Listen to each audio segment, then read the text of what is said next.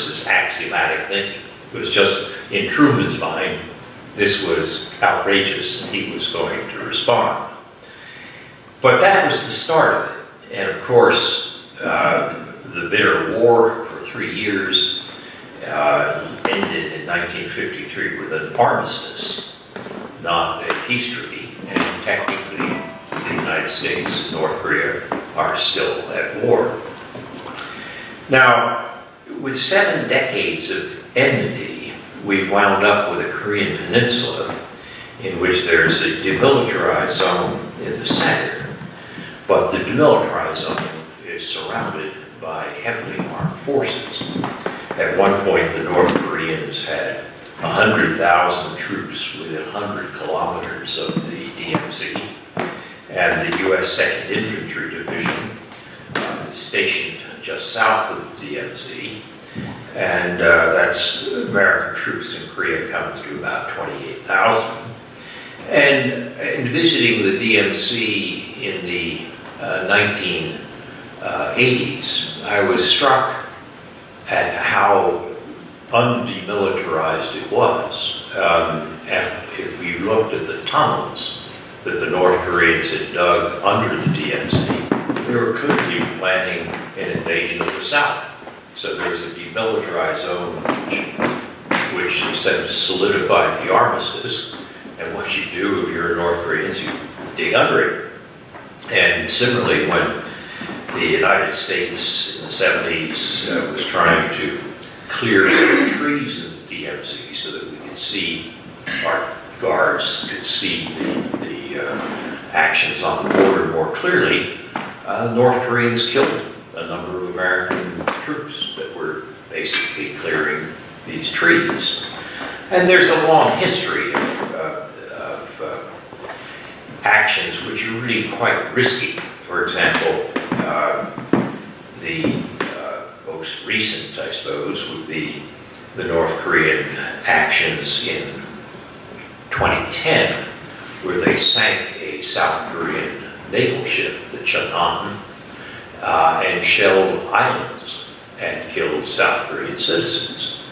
And that's an extraordinarily risky action to take. But the North Koreans were prepared to take that kind of risk. So you go back to what I said about where are we in terms of managing a process. There are lots of wild cards here. And we really, even though the North Koreans are not suicidal, they are often risk acceptant. They're willing to take risks that could lead to the miscalculations that I've referred to historically. The current phase of the hostility between the United States and North Korea goes back to 1992 and 3, when the North Koreans violated their safeguards agreement with the International Atomic Energy Agency and began reprocessing plutonium from the Yongbyon reactor. And first they denied it. Indeed, after having separated the plutonium, they tried to cover this up by burying the tanks and planting a forest of trees on top of it. The only trouble is, Ezra will remember, when we looked at the photographs, we noticed that all these pine trees and fir trees had died in the pattern of the tank underneath it. There was so much radioactivity coming up that even though you planted this forest, you could see the outlines of where the tanks were. So not a very successful cover-up, to say the least. But anyway, that led to the North Koreans essentially withdrawing from the Non-Proliferation Treaty. It led to intense diplomacy between the United States and North Korea, which created the so-called agreed framework. But it didn't stop North Korea's efforts to get the nuclear weapon. It just diverted it somewhat. The result of this is that after nearly 30 years of this latest phase of the hostility, which I would call the nuclear phase, is that there's deep mistrust on both sides. North Korea thinks the United States wants to destroy its regime, and it believes that possession of nuclear weapons is the only way to guarantee its security. And the United States pressures on denuclearization are, in the North Korean eyes, deceptive. They're ways to take away the one strong card that North Korea has in its hand. So when you say, well, why would you cheat and deceive the Americans on one agreement after another, it's because the whole American approach is basically to deceive us, to think that we'll be treated normally if we don't have nuclear weapons. And the United States cites the many efforts to negotiate where North Korea has violated agreements, such as the original withdrawal from the NPT in '93, or developing enrichment despite the '94 agreed framework, violating the leap year moratorium in '07 and so forth. So mistrust on the American side is that, well, we've tried to negotiate with you and you've constantly violated each agreement we've made. Indeed, with the leap year moratorium, it was violated within days or weeks of the agreement. So deep mistrust on both sides about intentions in this nuclear phase of the hostility.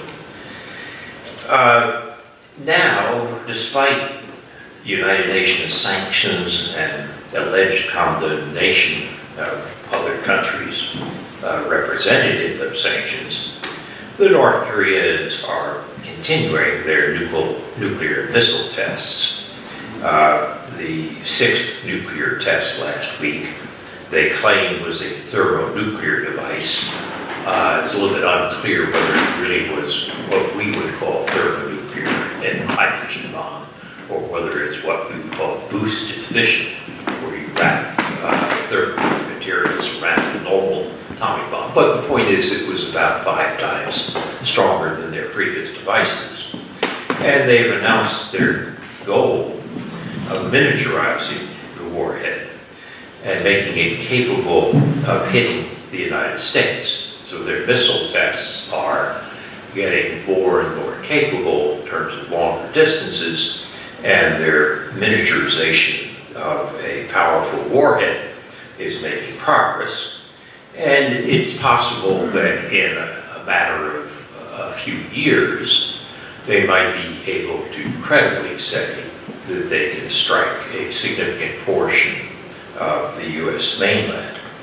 That's often exaggerated in the press, in which people fail to see that the re-entry vehicle and targeting the re-entry vehicle is an extremely difficult part of this trajectory and arc, and we've seen very little about that. So the fact that you make a missile go up and go a certain number of kilometers or miles is only half the story. But so there's an exaggeration of how imminent the North Korean hitting the mainland of the U.S. is, but it's a clearly stated goal, and they are making progress. And it's plausible that somebody like Sid Hecker, former director of Los Alamos, says that in a few years they'll have that capability. Now, President Trump has said he will not allow that. That's intolerable and unacceptable. So, if true that the North Koreans continue to make progress, and that the President of the United States has said he will not allow it, we are headed for something which could be a crisis or a confrontation, which would raise the kinds of questions that I mentioned from the historical examples cited earlier. So let's turn away from those risks and the escalation and ask, what are the prospects for reconciliation? In other words, suppose we say, is it plausible that we could avoid this impending crisis through a process of reconciliation? And there, when we look to international relations theory, you see that there are over the years, there's been a considerable development in theorizing about this. In the 1950s, Carl Deutsch, our former colleague here at Harvard, developed the idea of what he called a security community. And a security community is a set of countries where there's reliable expectations of no war. And Deutsch argued this evolves out of transactions and interchange and so forth. And he cited Scandinavia. You see, we always think of the Scandinavians as peaceful, but there was a period when the Scandinavians were just the opposite of peaceful. But that over time, you developed a security community in Scandinavia. And of course, the same was true with Western Europe. And this was reinforced by another book of the 1950s by Ernst Haas, Berkeley, called The Uniting of Europe, in which he said that if you add to the change in attitudes that grow out of transactions, institutions, then you can get a situation where war becomes unthinkable. So Germany and France, which have gone to war 3 times in 70 years and torn Europe apart in the process, if we look at Europe today, Europe may have a few problems, but the prospect of a war between Germany and France is not one of them.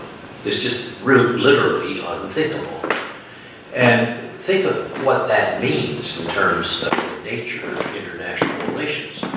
And it's a good example that reconciliation can work. And it makes a huge difference when it does.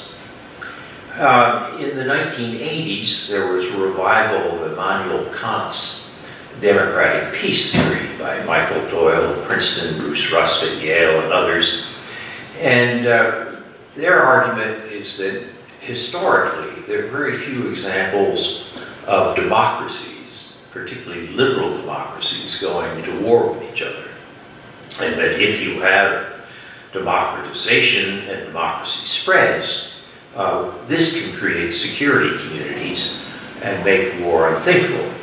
And for evidence, they might cite the democratization of South Africa or the democratization of Brazil and Argentina in the 80s, which has made war in those cases highly unlikely.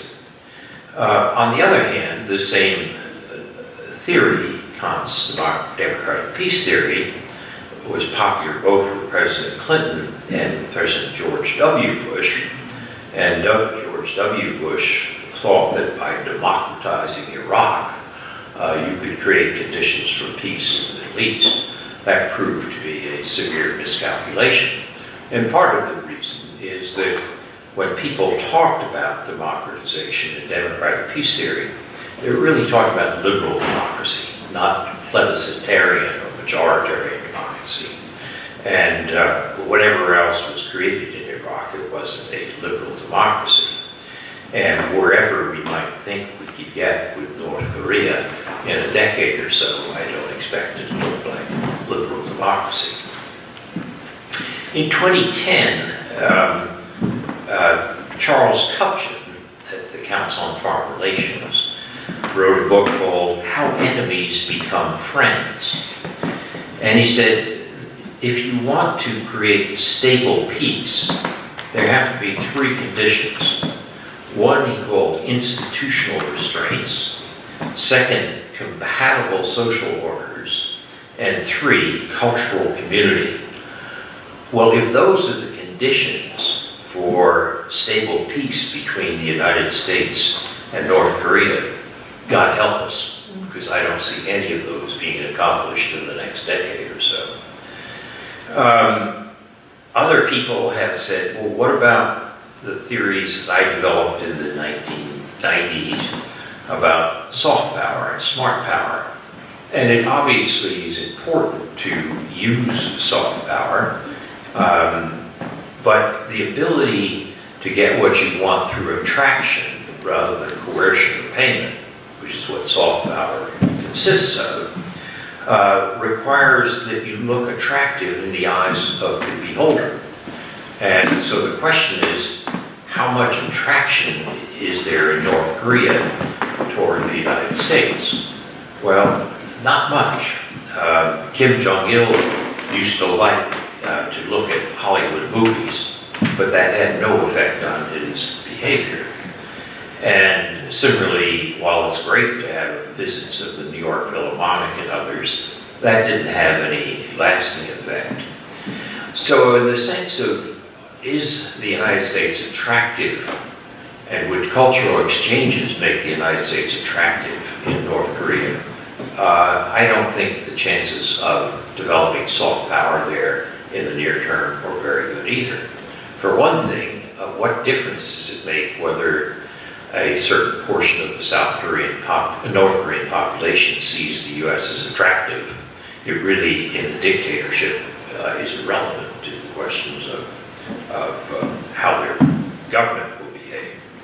So unfortunately, I fear that, and I've said this a number of times, that my work on soft power, well, I stand by it for many different areas.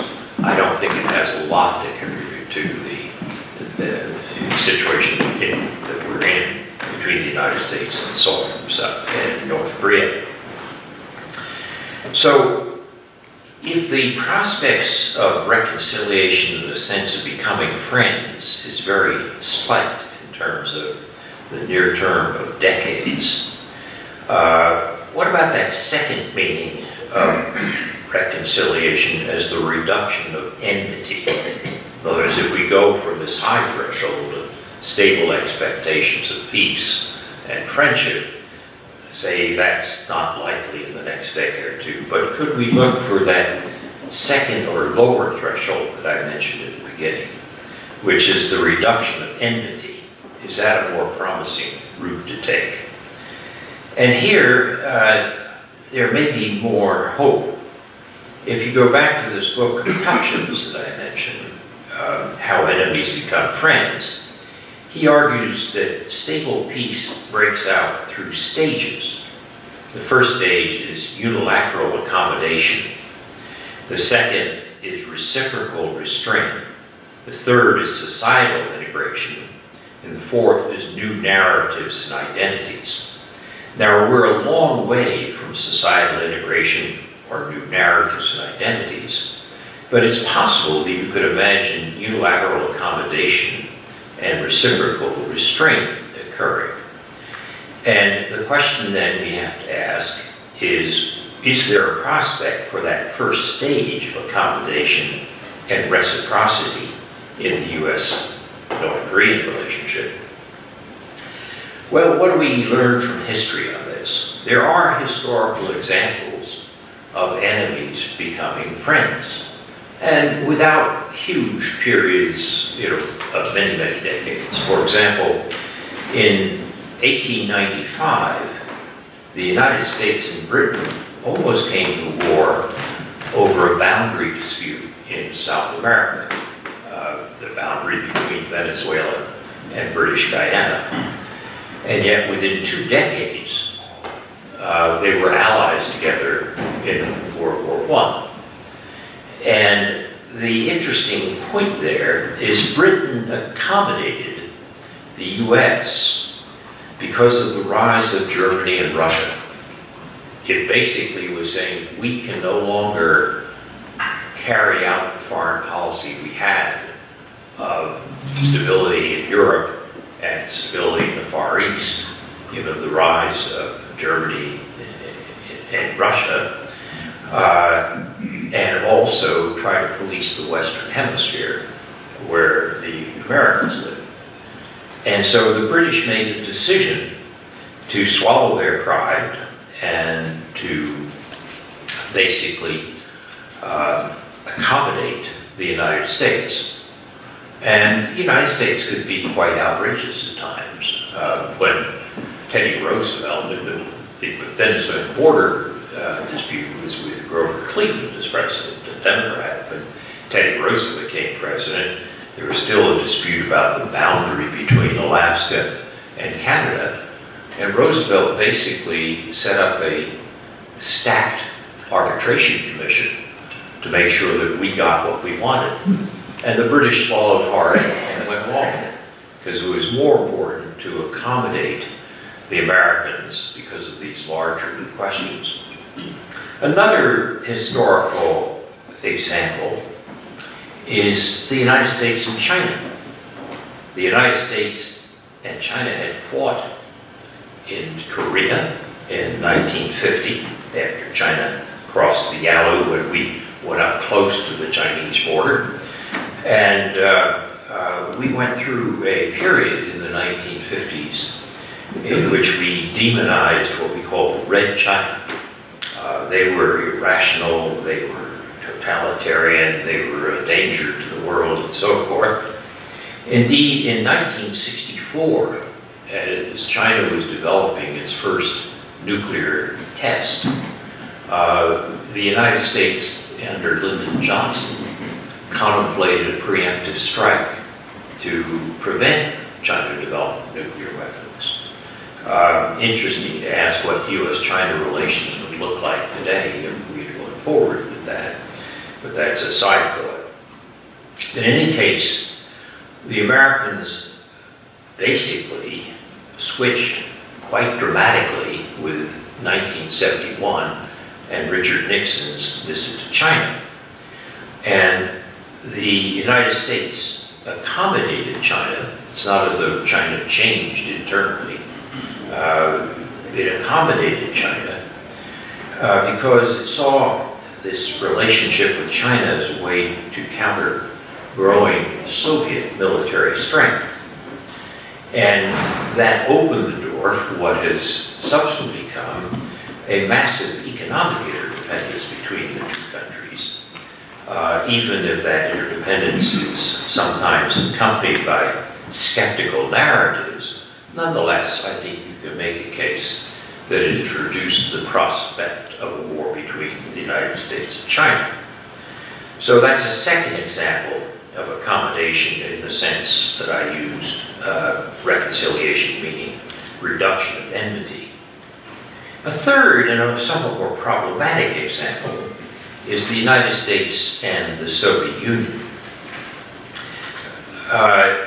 In the bipolar structure of power and the intense antagonism of the early Cold War, the United States and the Soviet Union really had very little positive relationship. And we came very close to a nuclear war in the Cuban Missile Crisis in 1962. One of the effects, though, of that scare in 1962 was John F. Kennedy realized that this path we were on was a potential path to disaster. And he gave a speech at American University on June 10, 1963, which to me has always been the great speech of his administration. Everybody cites his inaugural address, "Ask not what you can do," and so forth. The really interesting speech was the American University speech in June 63, in which he says, "We cannot continue on the path of extreme hostility with the Soviets that we're on now." The net effect of that was by the end of the year we signed the limited threshold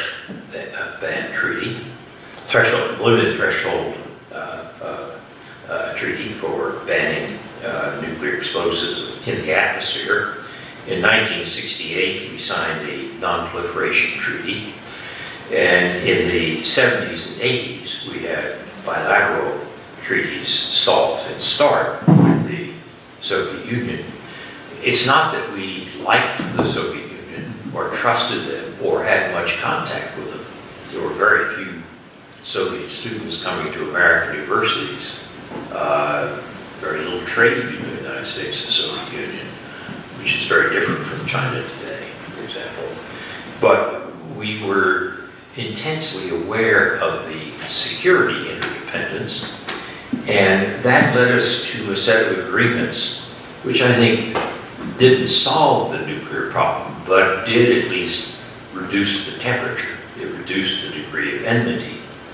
And when the Soviet Union collapsed in 1991, you really began rapprochement and true reconciliation under Gorbachev and Yeltsin.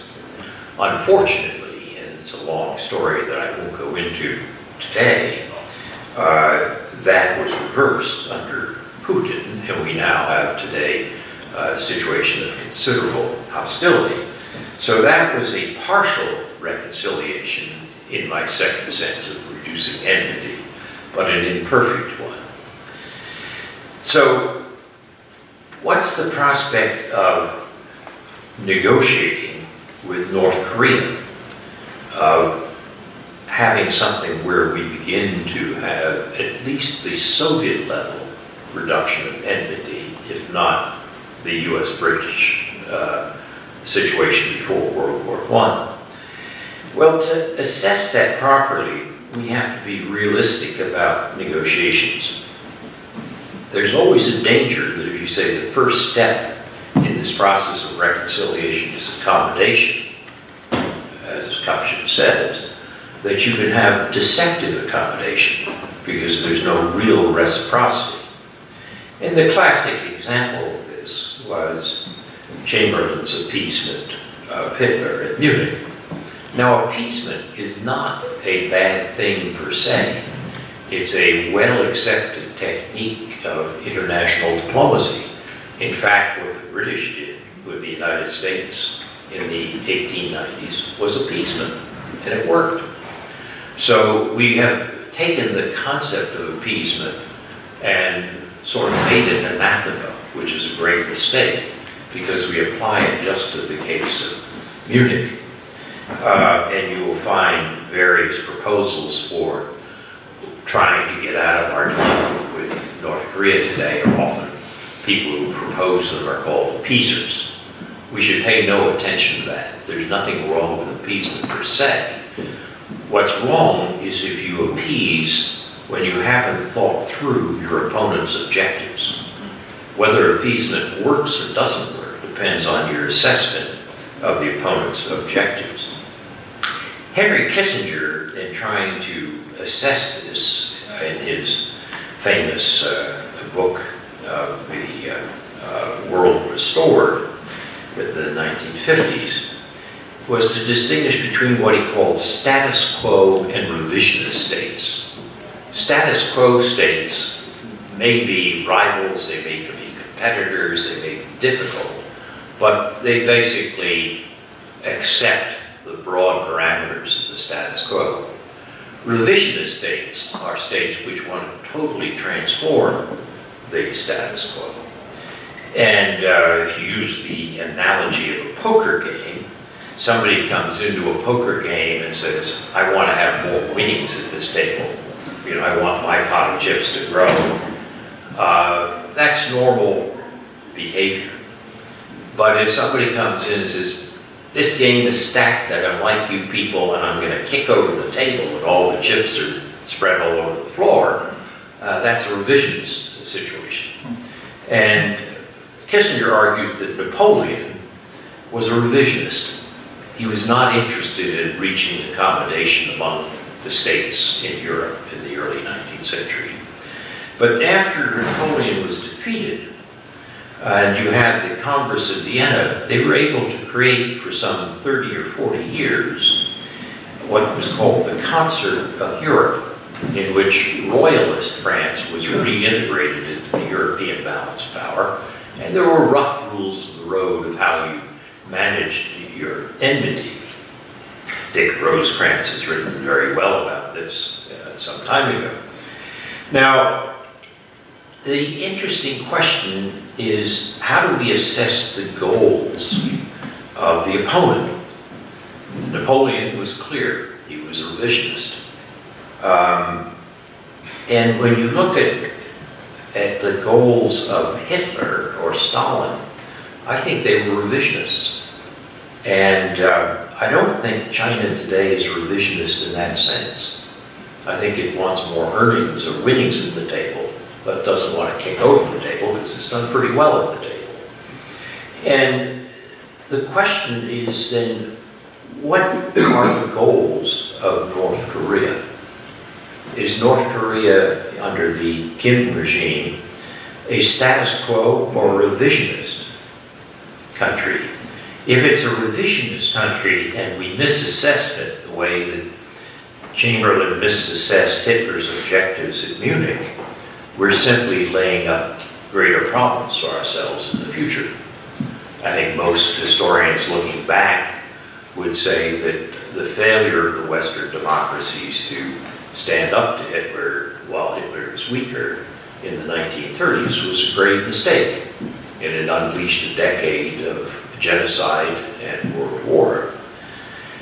On the other hand, the way we're dealing with China today, which I don't think poses an existential threat to us, is a way in which we can compete, can have strong differences, but in which we see China as having basically not full status quo, but largely accepting the framework of the current order.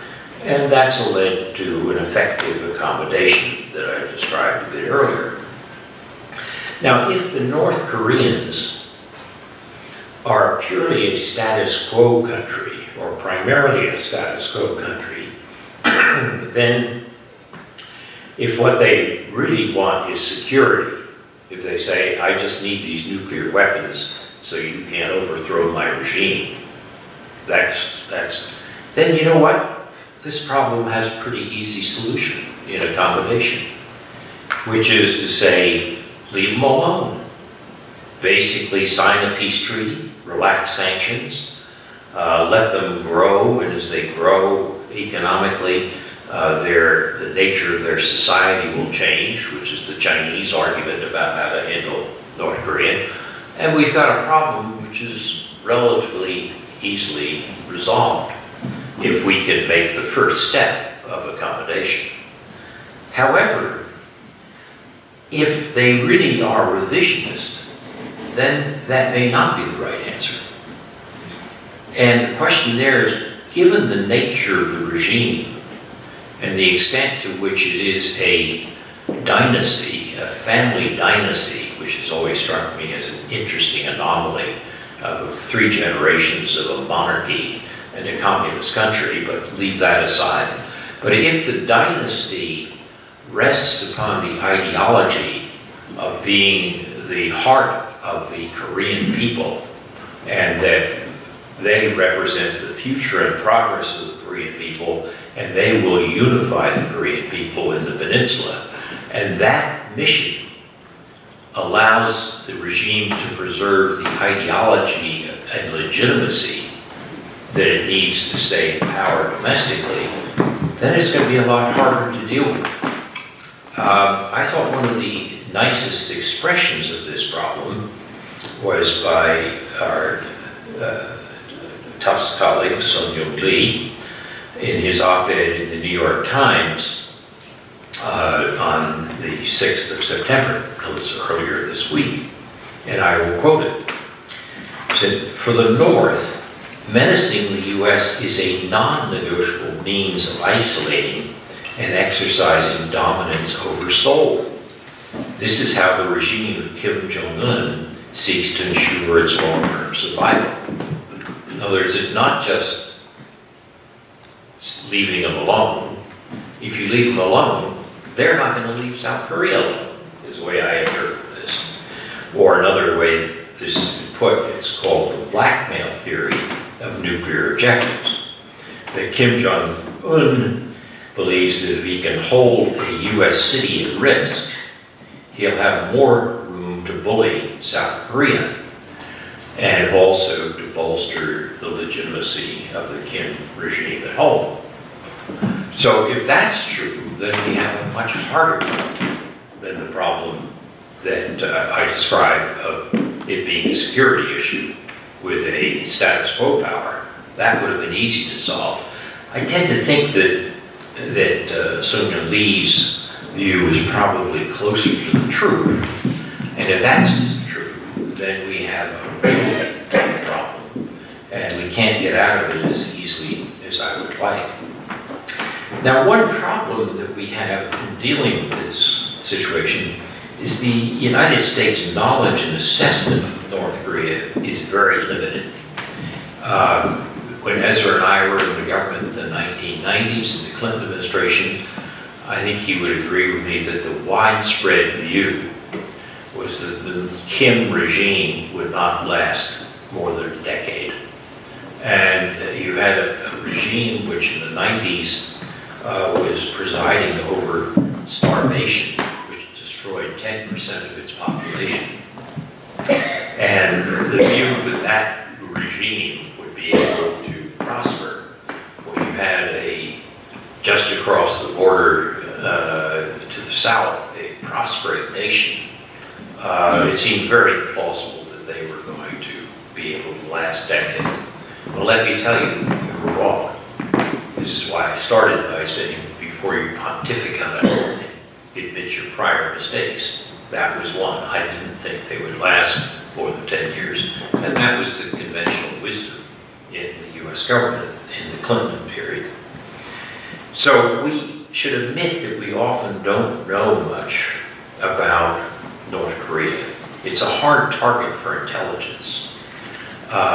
We don't have a lot of people inside the regime who can tell us what's really on Kim's mind.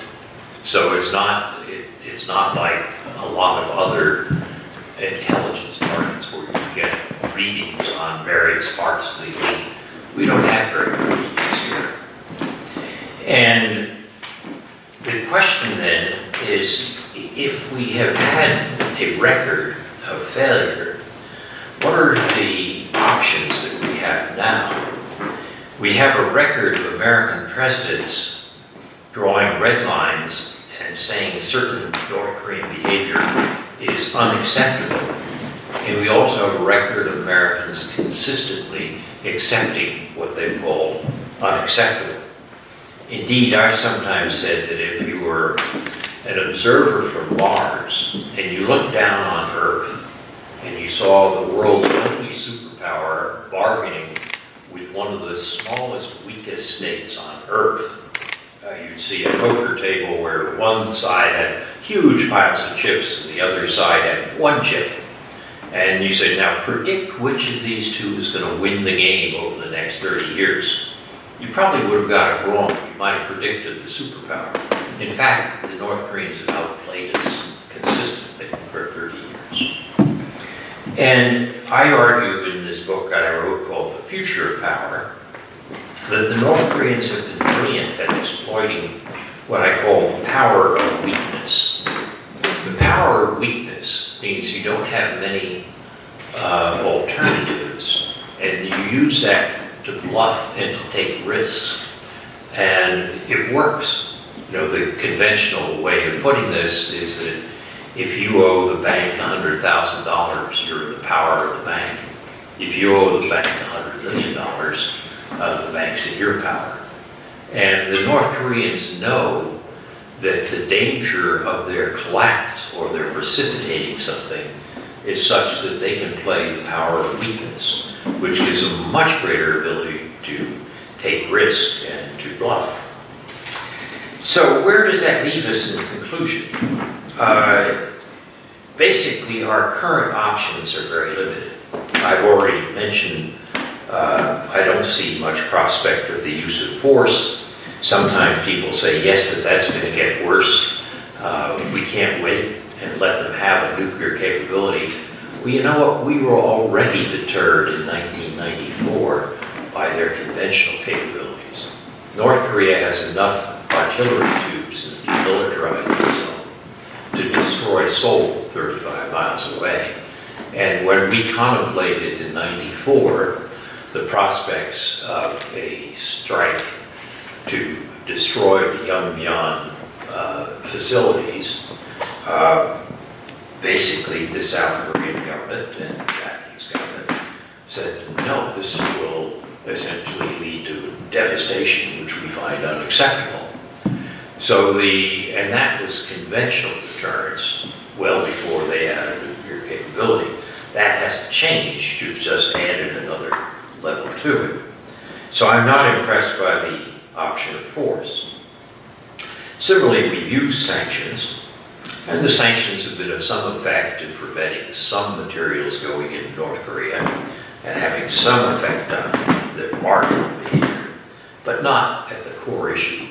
There's no way that the sanctions are going to squeeze the North Koreans to the point where they give up what Kim Jong-un sees as his whole card, his key asset, which is his nuclear program. If you're willing to see 10% of your population starve, you're willing to tighten the belt quite strongly before you give up your nuclear weapons.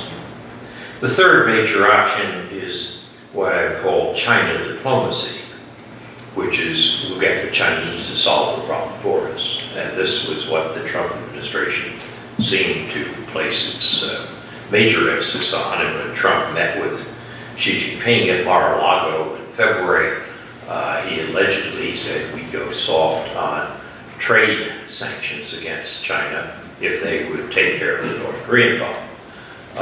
Trump came away from that thinking he struck a great bargain. If he knew how much the North Koreans disliked the Chinese and vice versa, and he knew that China was far more afraid of chaos on its borders than it was of a North Korean nuclear weapon, he realized he really hadn't struck a bargain. So where does that leave us? Let me give you my package at the end. And as I warned you at the beginning, it's not very impressive. It doesn't solve the problem. But I think what I could say for it is better than what's on the table now. And these ideas are a combination of ideas that have been put forward by Henry Kissinger, Bob Einhorn, who is at the Brookings Institution, used to handle proliferation in the State Department. And frankly, I used to talk to Steve Bosworth, the late, great Steve Bosworth, about this before he unfortunately died. And you might consider this a China-centric, phased approach with gradual reduction of tensions over a longer period of time. Those you don't demand denuclearization right away. And so it would take the shape of something like the following. The U.S. would assure China of our limited goals and agree to closely coordinate our actions with Beijing.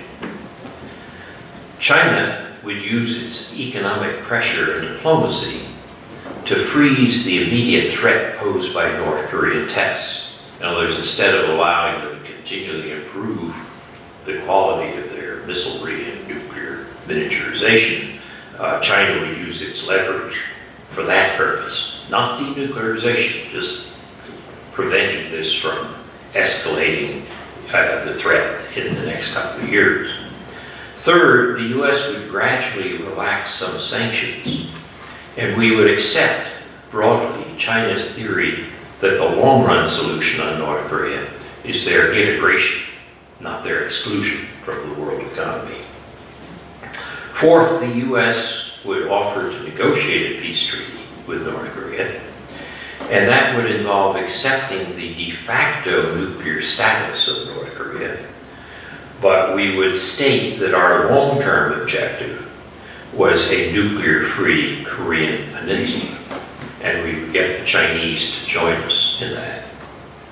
Fifth, North Korea would agree to no tests, missile or nuclear, no further exports of nuclear materials or knowledge, and a gradual détente or easing of relations with South Korea.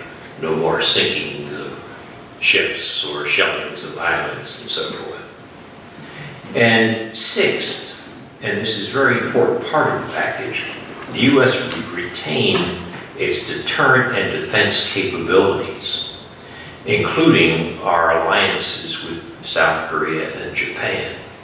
In other words, this would not be a wishful thinking approach. We'd say, here are 5 things that are major changes, but we're not giving up the capacity to deter if the North Koreans don't live up to this. So to conclude, I would say that this approach is not a panacea. Essentially, what we would wind up doing is agreeing with China to make penalties, self-executing if North Korea cheats or breaks the agreements. But it would be based on taking a longer time horizon and trying to use contacts to induce change in North Korea while maintaining deterrence in the shorter run. So this would be the answer to the Sun Jin Lee problem, which is if the North Koreans are still revisionist, we haven't given up our ability to deter or respond, but we are at the same time putting on the table something which could open up prospects of accommodation and the prospects that that could lead by a phased reduction over a decade toward some lesser degree of enmity and therefore a lesser degree of danger than we now face if we just let events take their course and North Koreans improve their missiles and nuclear weapons, and Trump says this is unacceptable. So that argument is not necessarily going to produce reconciliation. I think it would reduce enmity and reduce danger. But to promise you that it's going to solve the problem or produce reconciliation would be to violate what I warned you about at the beginning, which I have been wrong on this in the past, and I may be wrong again. I think the major argument in favor of what I proposed this morning is that the current policy that the United States has followed has failed for 30 years, and it's hard to do much worse than that. So could we take some risks in a phased way to try to get some reconciliation in the sense of reduction of enmity? I think yes. And I think I proposed a way to do this. I don't think the administration is likely to follow it. So let me end there.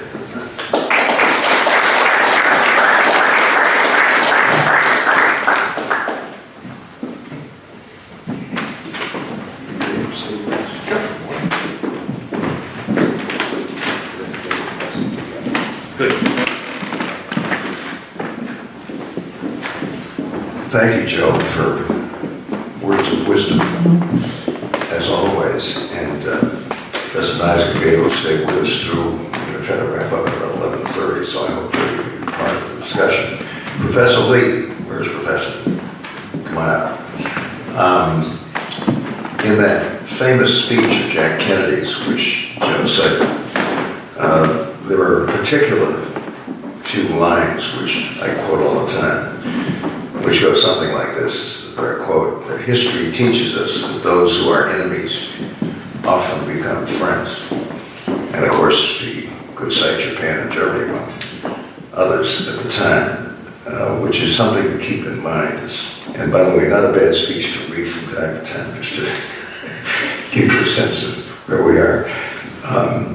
Professor Lee, who was at the Fletcher School, is with us, and he's here to make some comments about what we just heard from Joe. So thank you for joining us. I'm Yaseo.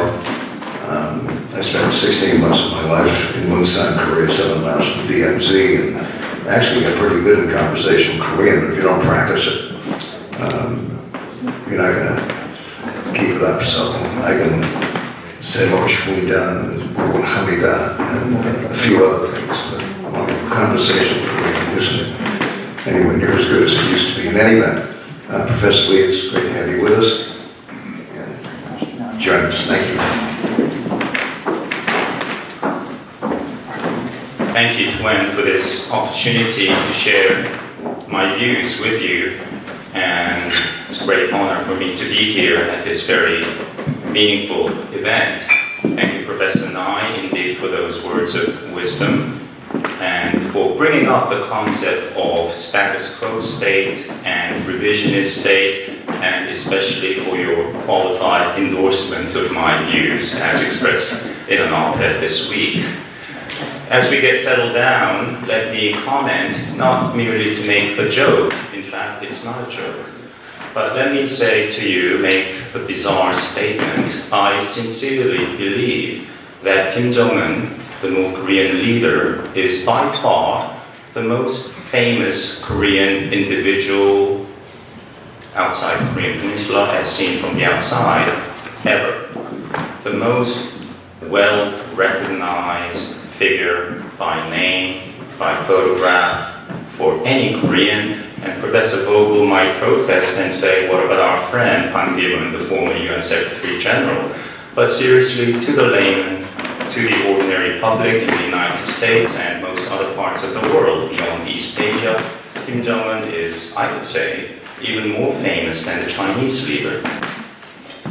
This bizarre aspect of the Korean Peninsula, where you have a model failed state competing for pan-Korean legitimacy against South Korea, which is, by many accounts, perhaps even a singular success story in nation building for a medium-sized country in the post-1945 period.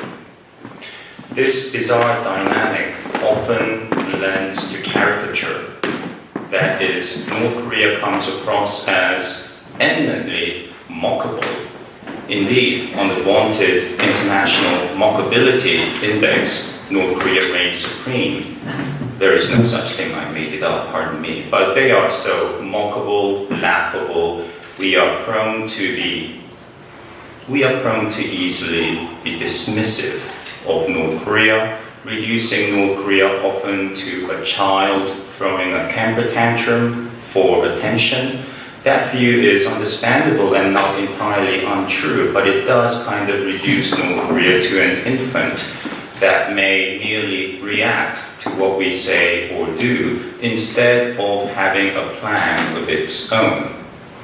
To think that North Korea is just content to muddle through, resorting to a provocation every now and then, hoping for some rewards, political and economic concessions, and be pleased to do that forever, is simply patronizing. And that kind of view, that condescension, that kind of patronizing view of the other is deeply embedded in the American psyche. Of course, historically, we have often assumed that small states, leaders of small states, especially those who are our client states, depend on American goodwill and security guarantee and economic support and armed support, will always listen to us, going back to the Chinese nationalists or the South Korean leader, and also true of the other side. If Stalin is supporting, if Mao is supporting so-and-so, the Vietnamese leader, perhaps he will just be content to listen to the bigger powers. I think history shows that to be a false assumption. When the Korean War broke out, a senior official in the State Department, Edward Barrett, who was the Assistant Secretary of State for Public Policy, said that the relationship between Stalin and Kim Il-sung is exactly the same as that between Walt Disney and Donald Duck, meaning Kim Il-sung is Stalin's creation and follows orders. That, ironically, is in a sense the main reason that the US intervened. As Professor Nye said, Truman came of age,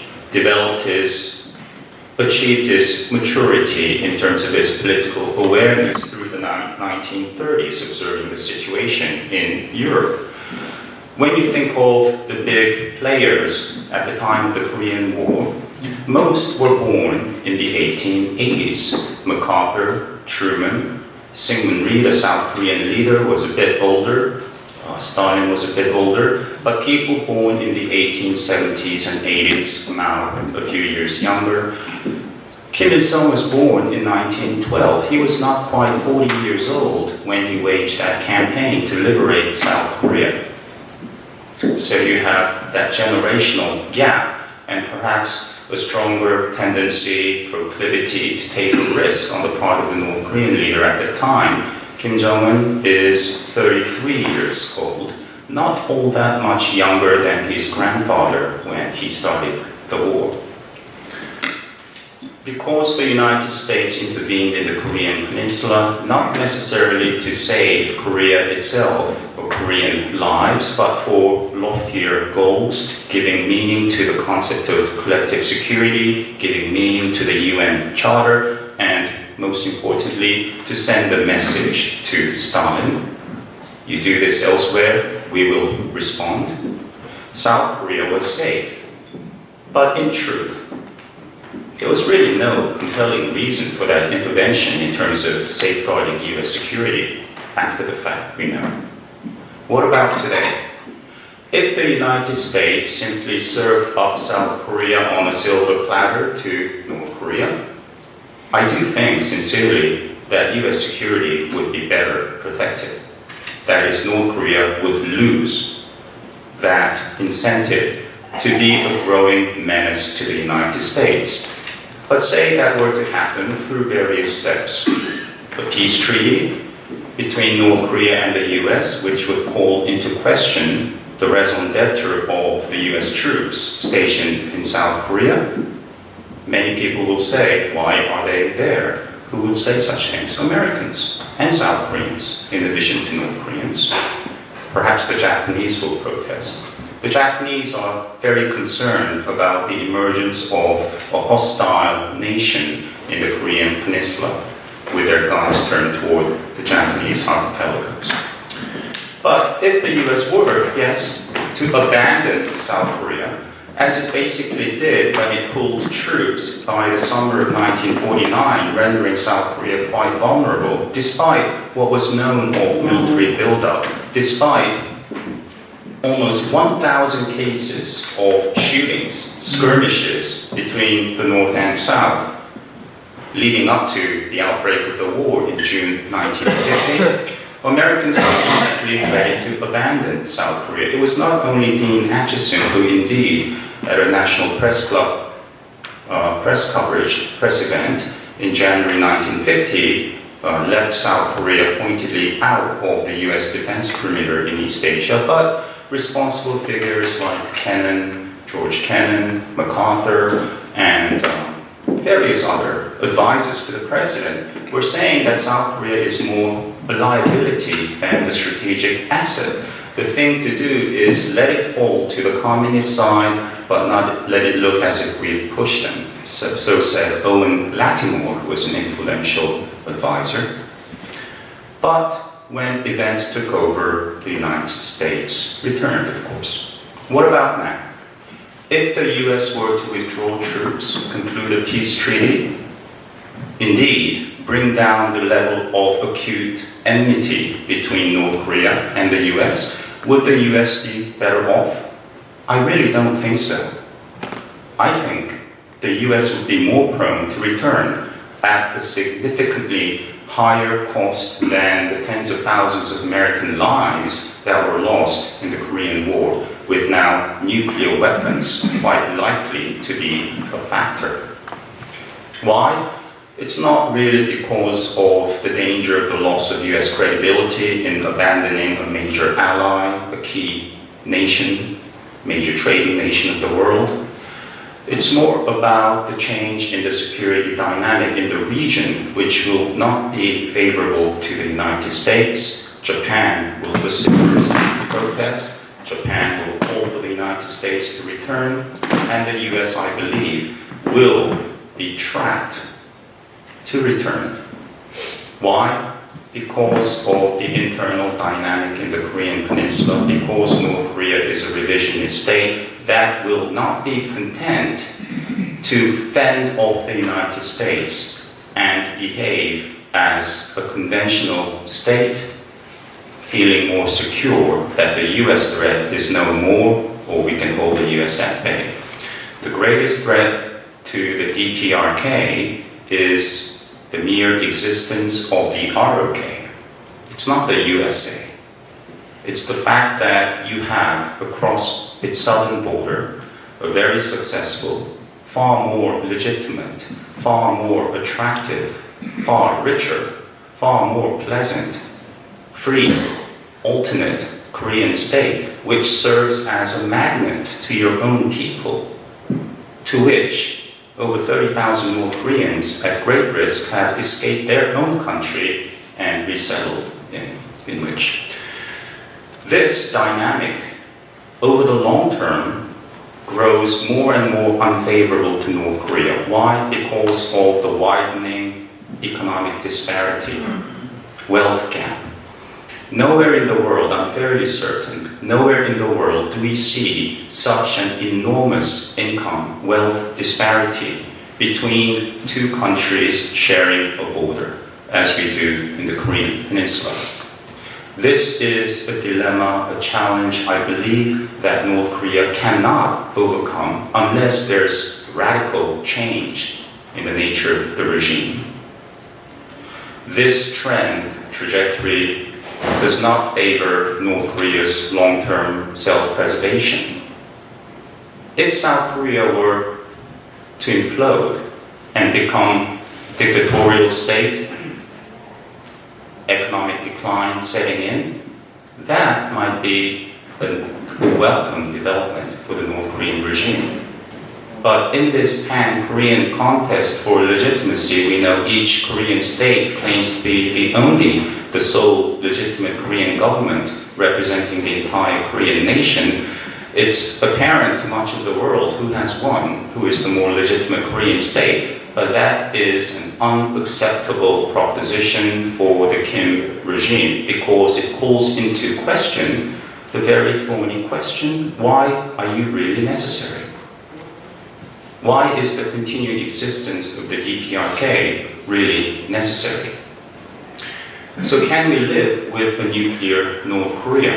Can we be resigned to living with a nuclear North Korea, deterring it? And as Professor Nye mentioned, of course, deterrence has been maintained in the Korean Peninsula. Can the status quo be maintained? What is the status quo? In a simple sense, in my humble opinion, the status quo in the Korean Peninsula is de facto peace. Since the end of the war, since the shooting stopped with the signing of the ceasefire agreement in July 1953, we have not had war in or around the Korean Peninsula. It's been a very shaky, very much imperfect peace, but no war, real peace, which enabled South Korea's dramatic development economically, politically. It's been almost 7 decades of prosperity and freedom for the South Korean people, of course, not so much for the North Korean people. Perhaps the most regrettable aspect of this de facto peace over the past 64 years is the continued extreme suffering of the North Korean people, the human rights violations which we often don't talk about, the crimes against humanity, multifaceted crimes against humanity committed by the North Korean regime at the highest state level over the past 7 decades, which according to a landmark UN study released in 2014, quote, has no parallel in the contemporary world. But before I get emotional or too Korean-centric, if I were to imagine, can we really risk peace? And the answer I would give is no. Then what? Then the status quo, as extremely repressive as things are in North Korea. But the status quo, no war, is far more preferable to risking or increasing the risk of another war by US preemptive strike and so on. So can we safeguard that? Can we ensure that the status quo, meaning no war, will hold for the next decades? I'm not so sure. People, more and more Americans are now resigned to living with a nuclear North Korea, assuming that this is feasible. I don't take that view because unlike a nuclear China or a nuclear Soviet Union, North Korea, again, faces a far more successful Korean state across the border, which is an existential threat. China, of course, by the time it changed course and introduced gradual economic reform and opening under Deng Xiaoping, By then, there was no alternate China, which was a magnet to the Chinese people on the mainland. You did not see tens of millions of people choosing to resettle in the ROC. Of course, Mao had exited the political stage, which created a need and opportunity for Deng to change course. But that is not a very good point of comparison to the Korean Peninsula. Also true of the Soviet Union. No alternate Soviet state which posed a threat to Moscow. But the Korean dynamic, again, that has been in place at least since the 1970s, when South Korea went ahead of North Korea in terms of industrial output, economic development. This trend will not be reversed. It's irreversible. And that means North Korea will be most unlikely to become a good citizen of the world. It will continue to menace South Korea. It will continue to blackmail South Korea, to censor South Korea, and it will continue to attack South Korea and kill South Koreans. At no point since the end of the Korean War has there been a military response by the United States or South Korea for almost literally countless cases of lethal attacks against Americans and South Koreans. Professor Nye mentioned the axe murder incident. That refers to North Koreans hacking to death two American officers in August 1976, because with prior notification, Americans and South Koreans went into the demilitarizer to prune the branch of a poplar tree. After that, the United States did a show of force in a credible way, and Kim Il-sung issued a statement of regret. That is the only quasi-apology that we've ever seen.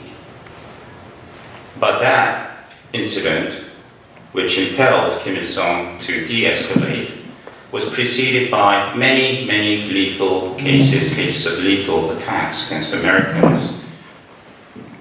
On April 15, 1969, on Kim Il-sung's birthday, North Korean jets shot down a US spy plane some 100 kilometers off the coast of the Korean Peninsula in international airspace, killing all 31 US servicemen on board.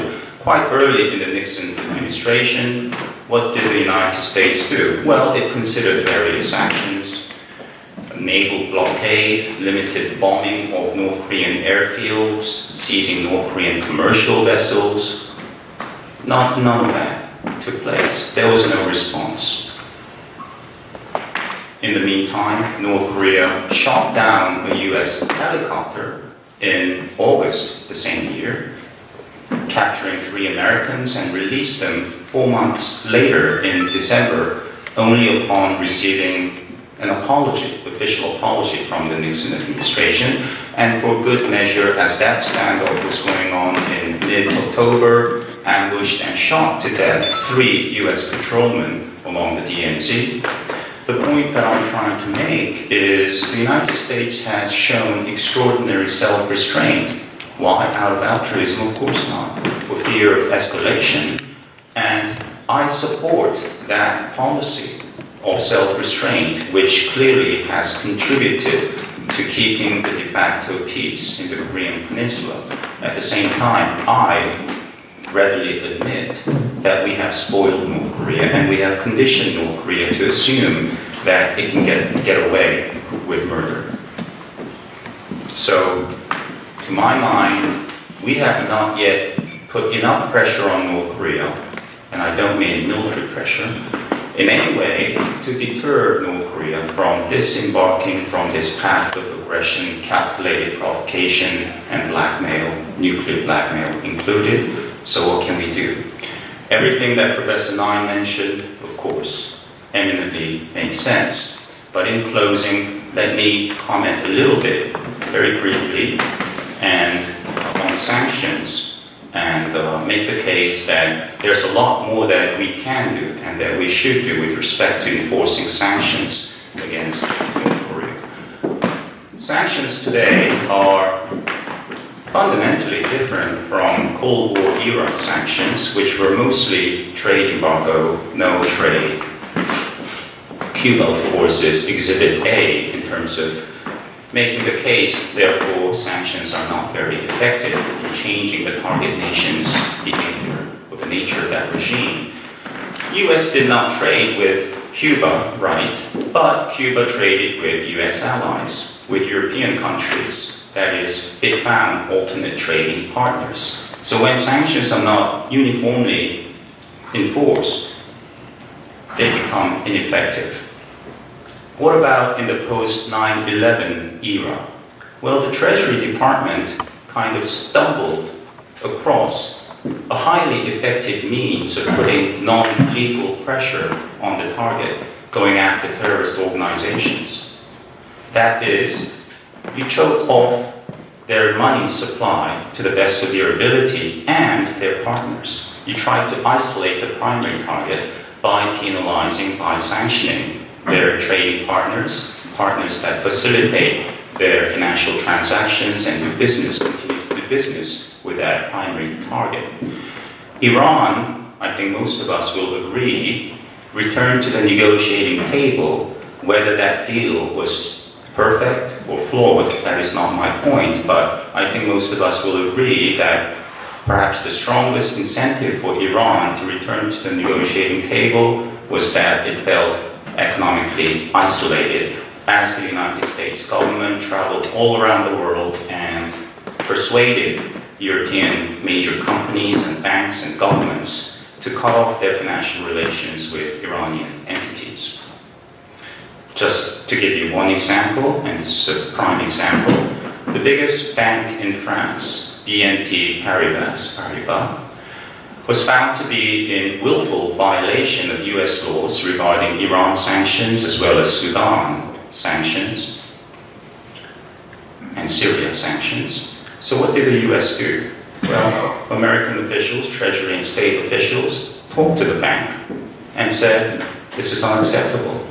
We will levy a fine of $8.9 billion, yes, with a B, 8.9 billion. They complained, the French president complained, I won't, but the US did it. And the bank pleaded guilty and paid the fine. Why? For fear of being blocked out of the US financial system. The strength of the US dollar, which is, of course, the preferred medium denomination of international financial transactions throughout the world, for North Korea as well, by the way, as UN panel of expert reports attest. Still, North Korea favors the US dollar over any other currency. That gives the US potential strength in squeezing the target in terms of its money flow. Nothing of that magnitude, $8.9 billion, has yet to be done against the many major Chinese banks and state-owned enterprises we know are in blatant violation of UN as well as US sanctions. Why? I think primarily because of self-deterrence, because of exaggerated fears of more North Korean provocations and Chinese economic retaliation. And although I cannot be sure, there are some precedents, examples of Chinese government behavior and actions taken by China's biggest banks in recent memory over the past few years that suggest that actually the Chinese are more prone to comply rather than retaliate against the US. Banco Delta Asia, a small bank in Macau, was designated by the Treasury Department in September 2005. That caused a run on the bank. Account holders withdrew their money. Over 6 days, $130 million were withdrawn. Bank of China would not do any further transaction with that bank. North Korea had only $25 million in that bank, but North Korea became isolated almost overnight. What happened? After 1 year of real economic pressure, the Bush administration changed course and made various concessions to North Korea. Why? Because North Korea escalated in a major way with its first nuclear test on October 9th, 2006, on the eve of Party Founding Day, a major holiday in North Korea. The Bush administration not only returned to concessionary nuclear negotiations, but delisted that bank as a money laundering concern, told the North Koreans you can go and take your money, and North Korea said, no, that's not good enough. Show the world that it's no longer dirty money. How do we do that? Send it to the New York Federal Reserve and then send it to us in Pyongyang. Americans said we can't do that. We had said that was laundered money. How can we do that? Do it. So the US did it. Had it sent to the New York Federal Reserve Bank and then wire transferred to a small bank in Vladivostok and then on to Pyongyang to make the case that you can do business with North Korea. We're not going to investigate you. Resumed food aid, took North Korea off the state sponsors of terrorism list, and the Bush administration turned a blind eye when it was revealed that North Korea had built a nuclear reactor in Syria, which the Israeli Air Force took out, bombed in September 2007. My point here is even an administration, a US president who was very much ideologically unfavorably disposed toward the Kim regime, we all remember Axis of Evil. Bush also said, unprompted, I loathe Kim Jong-un, referring to his human rights violations. All statements which I endorse in private, but probably statements that are not very helpful. But even for such a president, political expedience took over. Get North Korea out of the headlines. Nikki Haley this week at the UN Security Council said that the era of half measures and procrastination are over, channeling her inner Winston Churchill, who more than 80 years ago said that the era of procrastination, of half measures, of soothing and baffling expedients, of delays, is coming to its close. We are entering a period of consequences. There is the awareness that the past policies vis-à-vis North Korea have not produced any dramatic success. But I would add, that awareness is no guarantor of sustained financial pressure on the target. North Korea will provoke, China will protest, and over the course of the next few years, there is always the danger, even a probability, I would say, that the Trump administration will settle for a politically expedient half measure. Sanctions take time. Sanctions, like domestic law enforcement, need to be enforced. It takes a lot of time and effort, a lot of manpower. Sanctions do not produce results in 6 months or a year. At least 3 years, I think. Strong enforcement of sanctions need to be maintained for at least 3 years for there to be any productive outcome. What do I mean? Full denuclearization? No, of course not. They won't. That will come only when the specter of regime collapse, extinction, becomes a palpable threat to the Kim regime, which of course raises the danger of North Korea lashing out, bringing the South down with it. Therefore, there needs to be, throughout this whole process, constant communication to the Kim regime that there's a way out.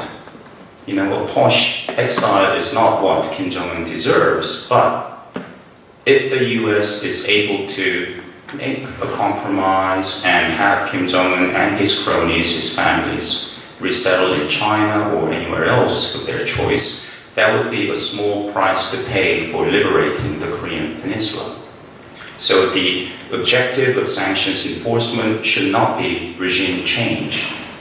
But I think with sustained financial pressure against North Korea and Chinese enablers, we can reasonably expect there to be progress. For example, a freeze, a genuine freeze on North Korea's nuclear and missile programs. Perhaps limited opening, perhaps slight pressure taken off in terms of internal repression, perhaps partial closing of the gulags, the political prisoner concentration camps, small changes. That is a lot better than on the balance sheet, on the ledger, what we see in terms of what we have gained by making various concessions, including giving $1.3 billion worth of aid to North Korea. Nothing. All for what? For North Korea's repeated lies of denuclearization. South Korea has given on the record more than $10 billion to North Korea. China, of course, gives at least $1.5 billion to North Korea each year. All for what? For North Korea's strategic deception. So, I think our best, perhaps our only option in terms of putting real pressure on the regime is enforcing tough financial sanctions, which are tough on paper, but quite useless if you don't enforce them. And the truth is, no country, including the US or South Korea, no country has ever, in any meaningful way, enforced sanctions against North Korea. Until the passage of a tough US sanctions legislation against North Korea in February 2016, US sanctions against North Korea were far weaker, both in degree and kind, in terms of the numbers of designations and the kinds of sanctions, than US sanctions against not only Russia, Iran, Iraq, Syria, the Balkan states, but also US sanctions against nations like Zimbabwe, Democratic Republic of Congo, Sudan, Cuba, Myanmar, nations that don't necessarily pose a security threat to the United States. Still, in terms of just the sheer number of designations, North Korea is the 5th most heavily sanctioned country by the United States. Far below US sanctions against Russia, more than 800 entities are designated. Far below US sanctions against Iraq and Iran, a few hundred, 300 or more. 200 entities are sanctions in the DPRK, but this is misleading. It doesn't mean that US sanctions against North Korea today are tough, because 98% of those designations, people reside inside North Korea, which is not very meaningful. You have to go after North Korea's third country partners, which are mainly Chinese. In June this year, the US designated the Bank of Dandong, which has long been known to be a key conduit for illegal dollar transactions with North Koreans. That is a helpful step forward, but the point here is Bank of Dandong is a very small bank. Bank of China, Industrial Commercial Bank, Agriculture Bank, these are the biggest banks in the world, in China itself and in the world. We don't necessarily want to pick a trade war, pick a fight with China, but slowly rising up the financial escalation ladder and putting more pressure by designating bigger Chinese banks and bigger Chinese companies, I think will cause a ripple effect. It will send a message to Chinese banks, which tend to be conservative when it comes to financial risk, that it's not really in our interest to continue to do business with North Korea. So that is the wishful thinking, optimistic note on which I will conclude. But the key point here that I would like to make is we cannot live with a nuclear North Korea. The status quo will not be maintained, and the only way to ensure that the peace and the status quo can continue is by non-lethal means of putting financial pressure on North Korea. Thank you.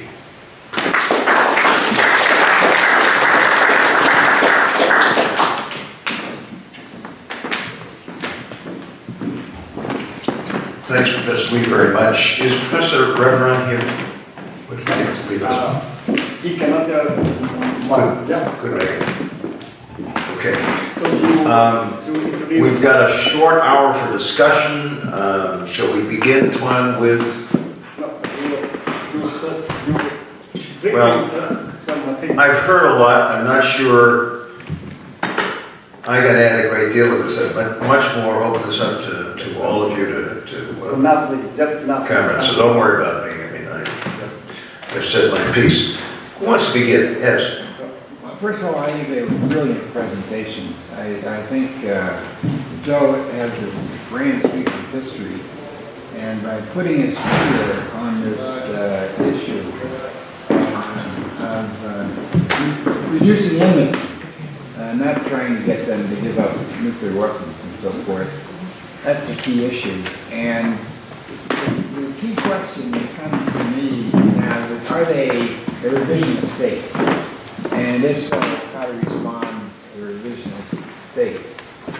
And the question I have, as we try to understand the thinking of North Korea, what is going to change them? Will continued stronger sanctions really need them? First of all, can we do it? Can we really control those huge banks and all the little things that North Korea can do in so many different ways, and in such modest amounts? Is that really possible? And is that going to really change the mentality? Let me make another possible argument to consider. And that is, supposing North Korea says we're jealous of South Korea, as Mr. Lee said, Professor Lee said, but that we want to improve our economy. Supposing that says, we want to improve the life and make things in North Korea better. The problem with opening up the economy is that outsiders will come in and control it. So I think American offers to say, look, we'll let you begin trading with other countries and let businesses come in, that would probably scare the hell out of them. Because these banks, the South Korean banks and the Japanese virtues, are so much more powerful.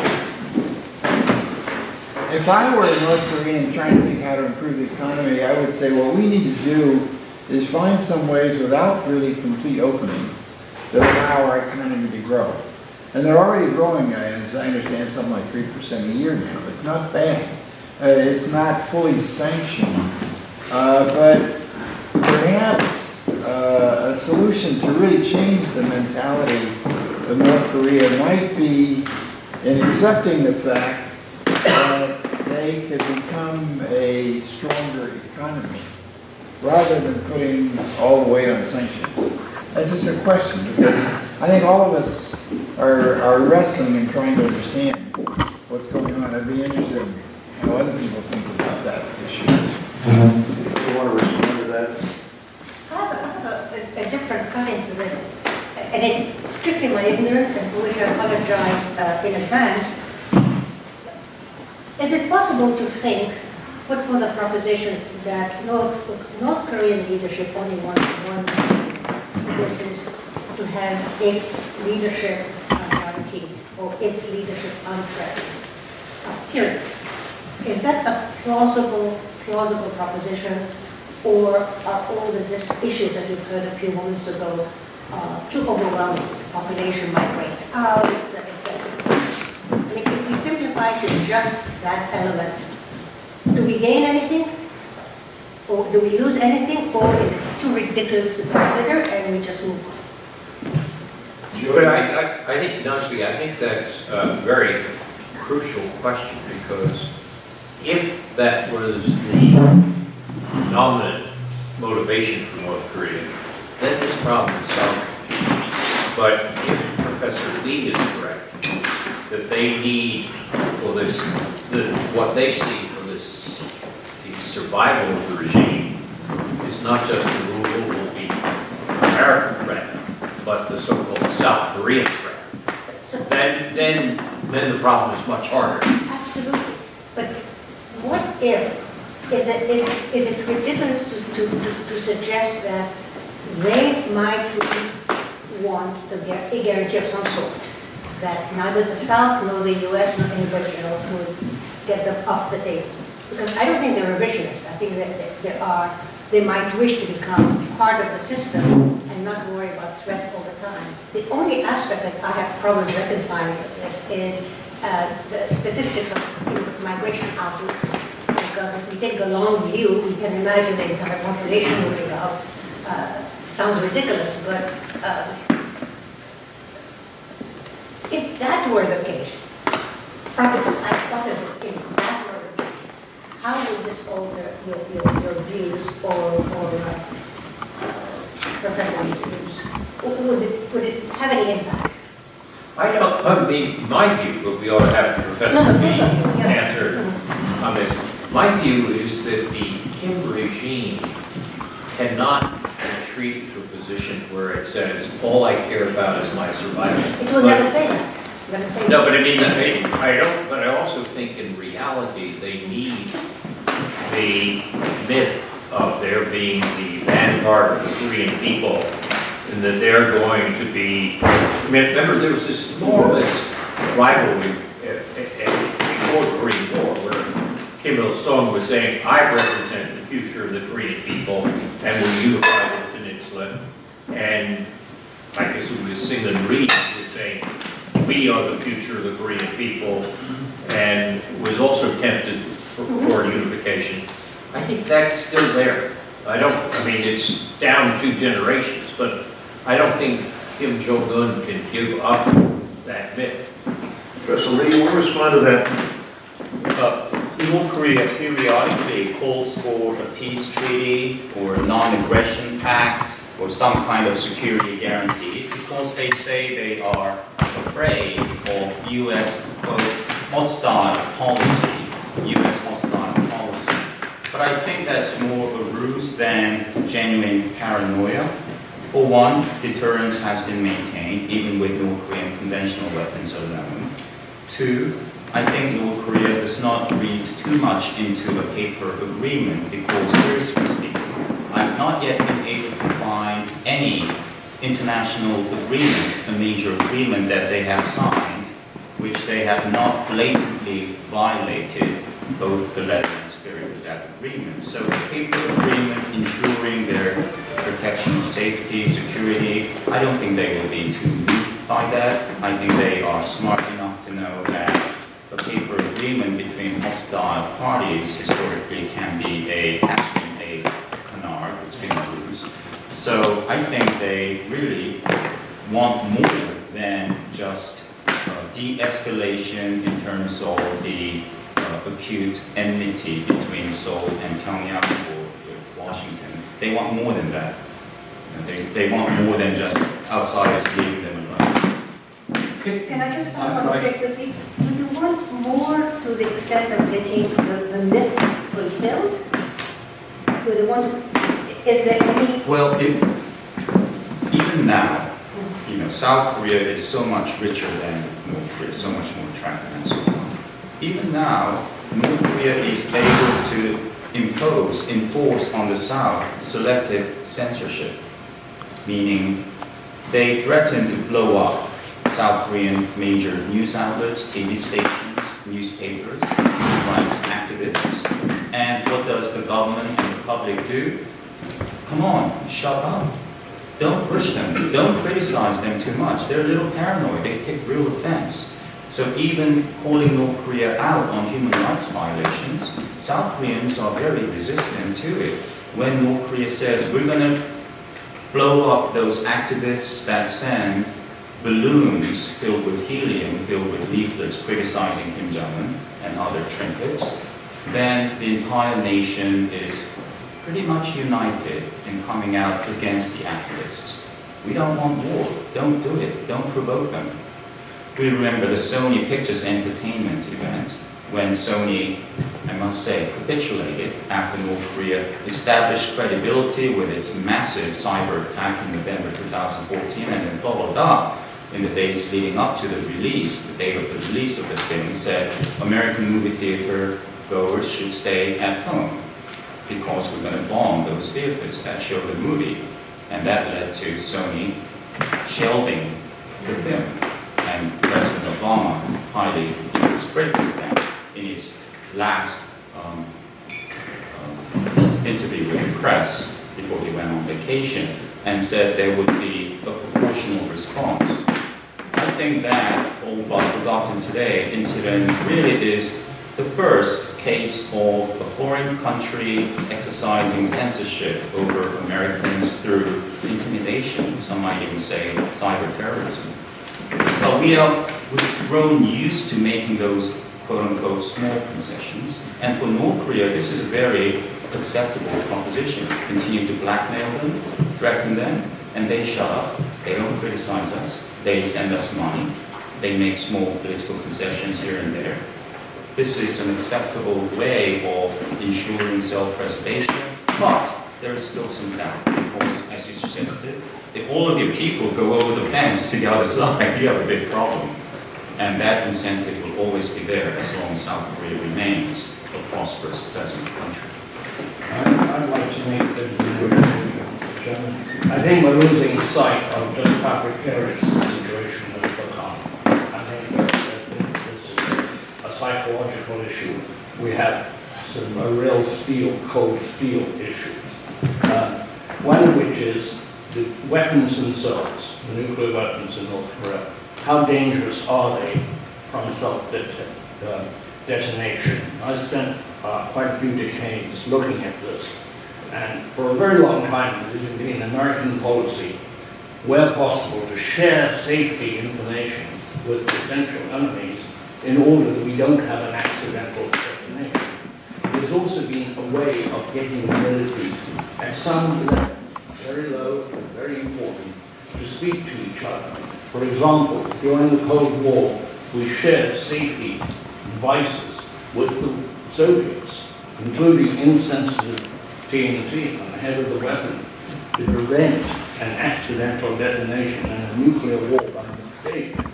As there's been more proliferation in recent years, this has become questionable. I think that if we have a disaster with nuclear, it'll probably be as much by accident as by design. The second thing is the Trump administration is not going to back down. Trump wants something to happen, and our military is looking at what I call third waves.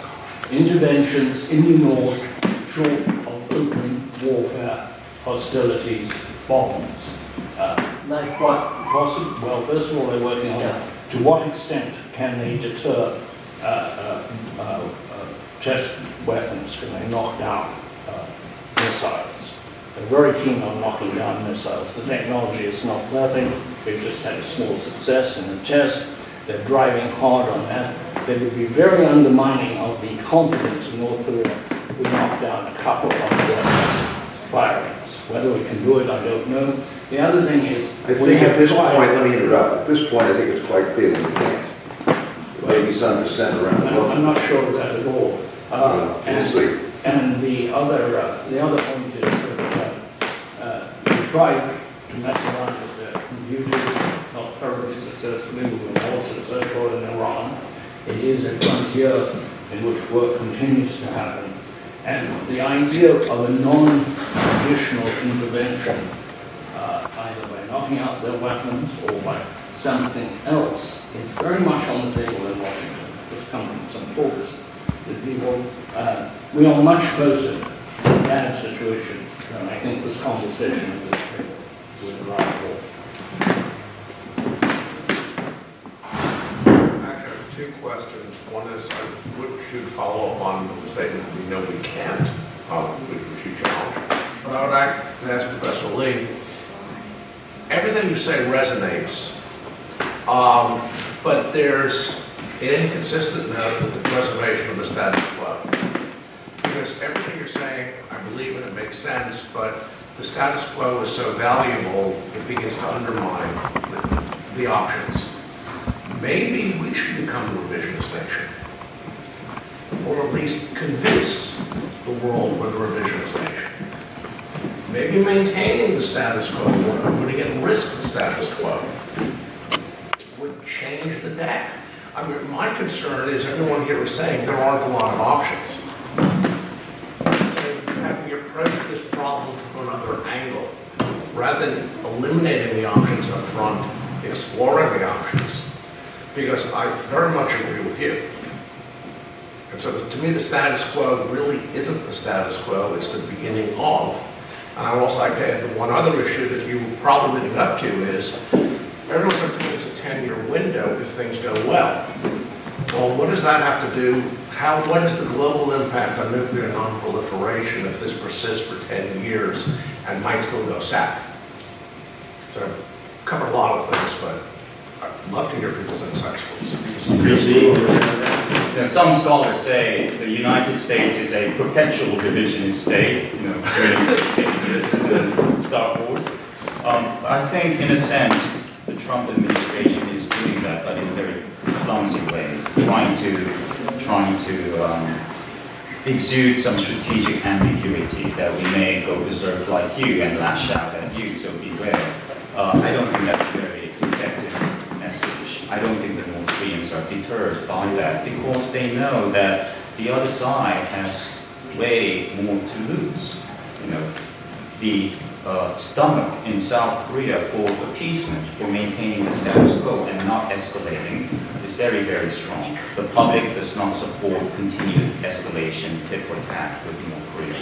If they shoot at an inhabited island, as they did in 2010, as Professor Lai mentioned, maybe South Korea will shoot back. But what if they do it again? Maybe South Korea will shoot back. What about the third time, fourth time? No. The support, public support, will wane. The United States, of course, has way too much to lose and nuclear as well. And that is a very disadvantageous dynamic where you have a perpetual dictatorship that shows no regard for human life, threatening war against an affluent democracy where leaders come and go by elections, where the public has known over the past 7 decades nothing but peace and prosperity. There's simply no support for it. So I don't think that is a feasible option. What I'm vouching for is non-military action, continued financial pressure, which is legitimate in international law in the eyes of the world. And that is not without risk. There's no guarantee of success, but I think it's the least dangerous option for us now. Professor Lee, can I ask you a question? Because I'm very puzzled with this. There are two people, not two people, but a country that speak the same language. There are relationships, there are family relationships, this kind of thing. Can you describe to us, I don't quite get this from what I read. So what is that relationship like? Is there ongoing communication? We do have what seems to be, as you just described it, a rather strong view on the part of the South that they don't want this kind of thing. We just had elections. The new president strikes me as being somebody who's pretty thoughtful, fairly progressive, seems to want to reach out.